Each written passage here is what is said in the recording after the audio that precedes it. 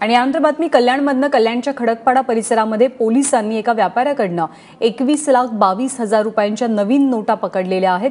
यामध्ये 2,000च्या 16 लाख नोटा आहेत आणि उर्वरित नोटा या 500 रुपयांच्या असल्याची प्राथमिक माहिती मिळते.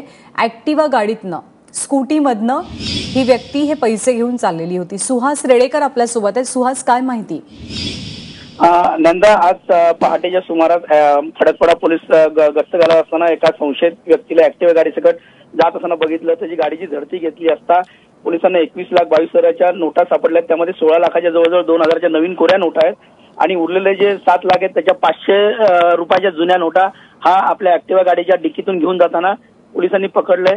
सध्या पोलीस या संदर्भात चौकशी करतात की या पैसे त्याचे कुठून आणले आणि नवीन नोटा एवढ्या प्रमाणात कशा मिळाल्या. कारण लोकांना लाईन मध्ये उभं राहून देखील 2,000 नोटा मिळतात. व्यापाऱ्यांकडे एवढ्या मोठ्या प्रमाणात नवीन नोटा सापडतात. या संदर्भात पोलीस चौकशी करतायत. नंदा, सुहास, धन्यवाद या माहितीबद्दल.